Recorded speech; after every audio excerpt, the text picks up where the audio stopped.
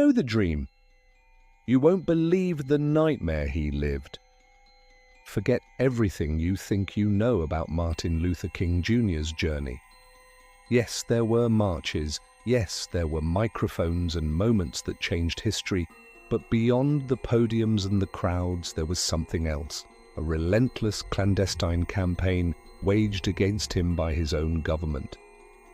This isn't just a story of public triumphs. It's about the extraordinary personal toll of living with a powerful adversary who wanted you broken, an adversary who commanded the most sophisticated surveillance apparatus in the world, an adversary who saw a Baptist preacher committed to nonviolence as one of the greatest threats America had ever faced. His name was J. Edgar Hoover, and for years he mobilized the full weight of the FBI to watch King, to undermine him, to discredit him, and, in the end, to try to push him toward self-destruction. We know Martin Luther King Jr. from textbooks and holiday speeches, Montgomery buses, Birmingham jails, the March on Washington, and that soaring declaration of a dream, the Nobel Peace Prize, the assassination in Memphis, a life compressed into inspiring quotes and grainy footage, sanitized into something safe enough for elementary school assemblies. But there's another story, one that lived in classified file folders, in wiretap transcripts, in hotel room bugs and planted news stories, in anonymous letters designed to terrorize. This is the story of what it meant to be Martin Luther King Jr.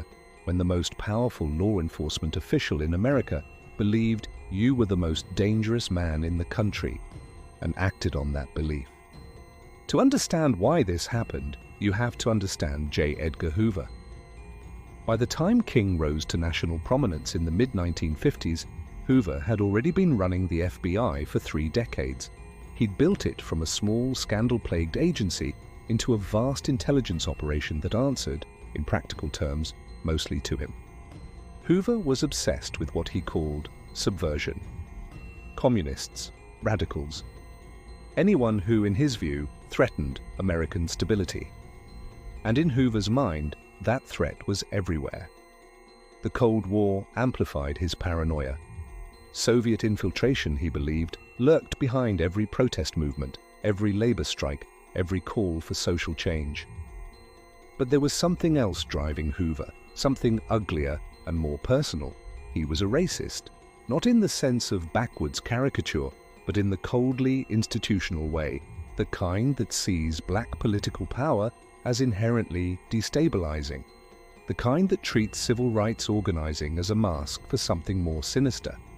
So when a young charismatic minister from Atlanta started mobilizing tens of thousands of black Americans, when he began speaking not just to church congregations, but to the nation and the world, Hoover's alarms went off. King was everything Hoover feared.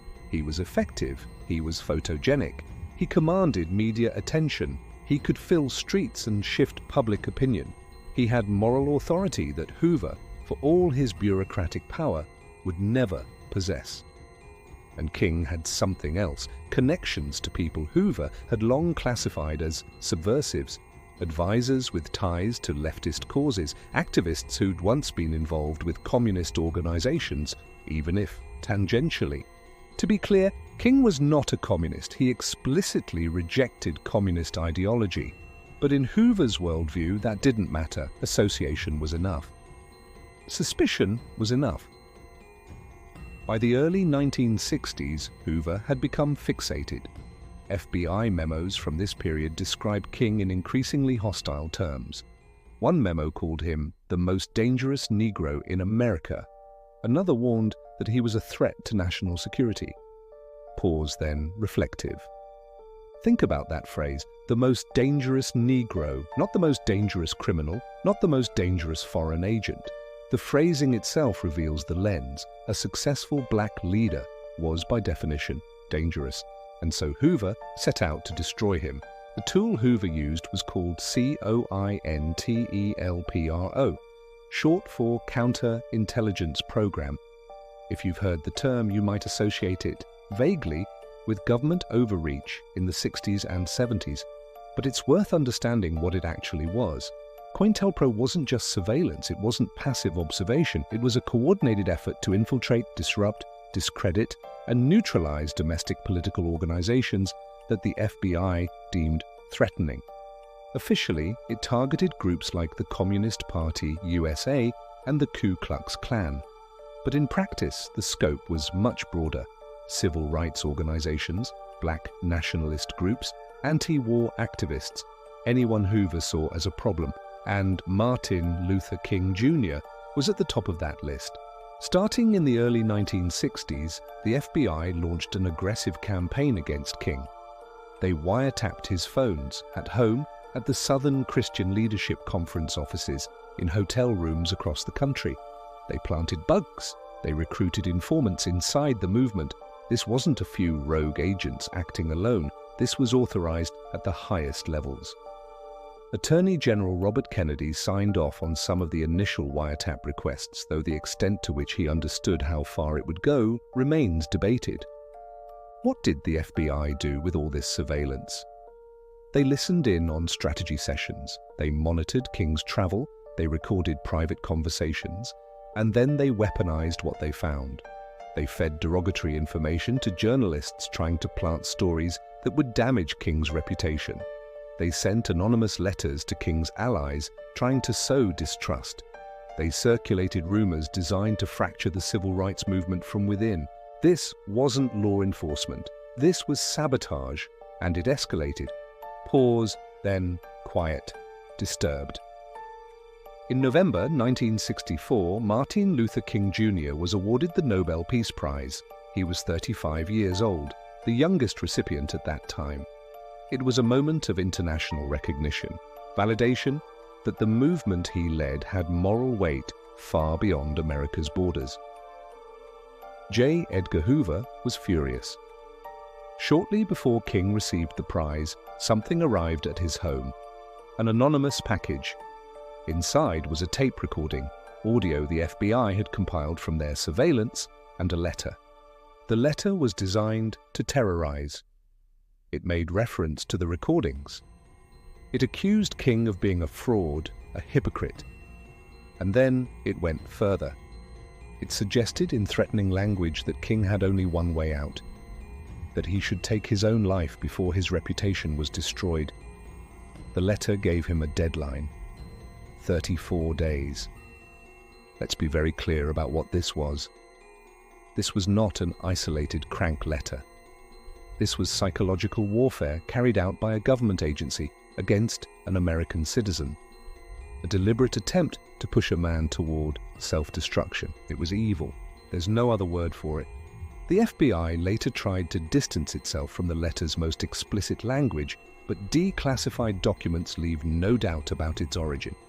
It came from the Bureau. It was part of a broader strategy to break King, personally and politically. They wanted him to doubt himself, to fear exposure, to believe that his enemies were everywhere and that the walls were closing in. And in a sense they were, so how did King respond?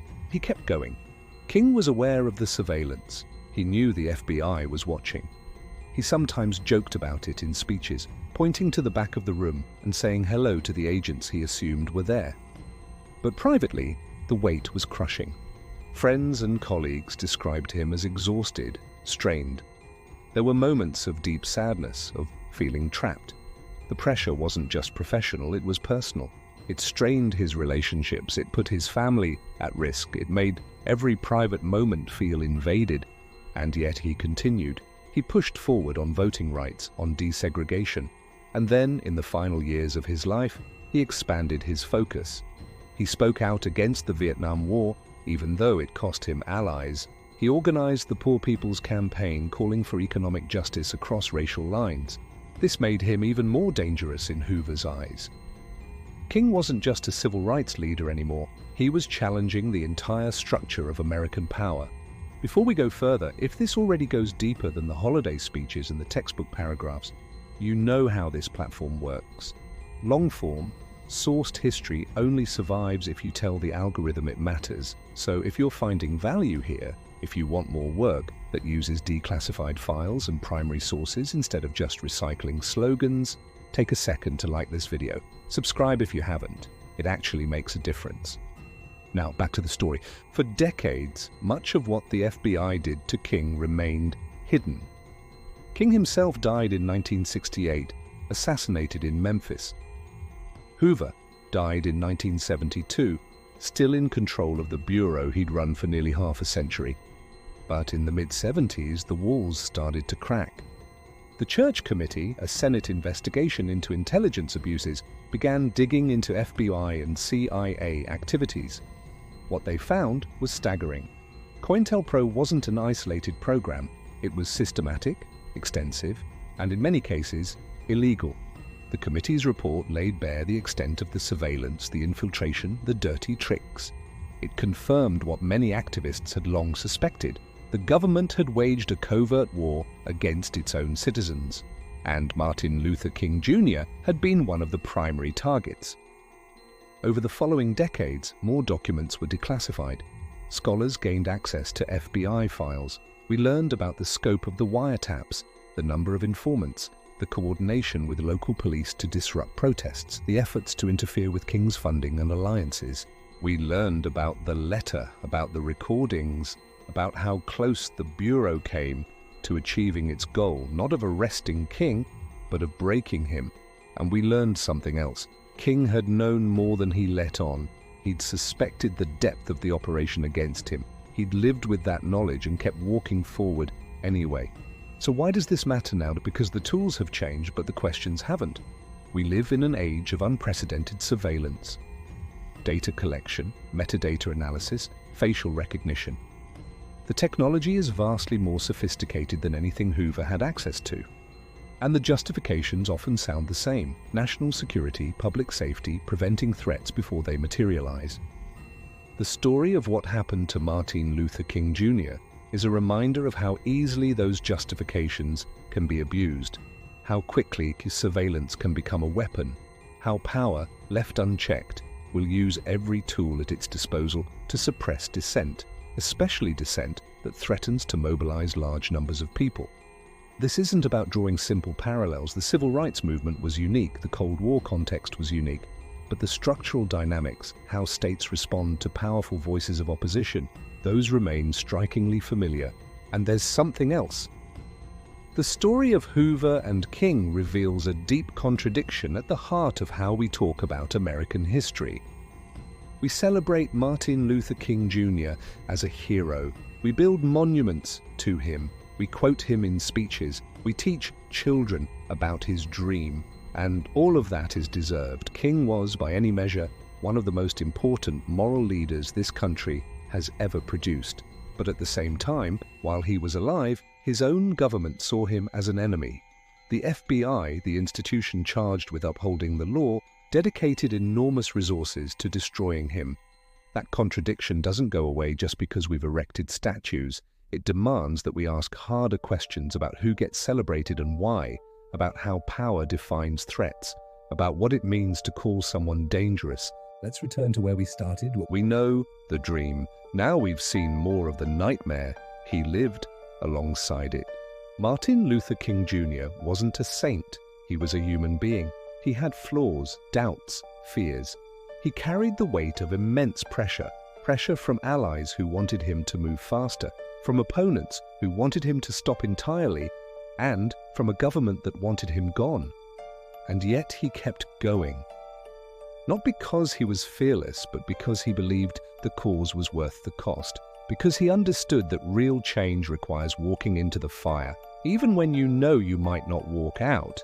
That's the story that doesn't make it into the inspirational posters, the story of exhaustion and surveillance and anonymous threats, the story of someone who knew he was being watched, knew he was being targeted, and chose to keep speaking anyway. That's courage. Not the Hollywood version, the kind that comes with triumphant music and a guaranteed victory, but the harder kind, the kind that shows up tired, the kind that carries the weight and keeps walking.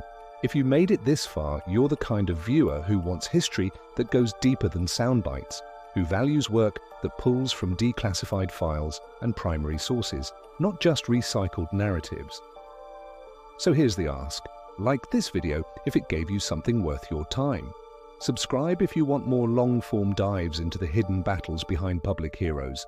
And drop a comment. Tell me what other figures you think have a public story that leaves out the harder private fight. Because the more we look behind the monuments, the more we find people who carried weight we never imagined. And understanding that weight doesn't diminish them, it makes their achievements all the more extraordinary. Thanks for watching. I'll see you in the next one.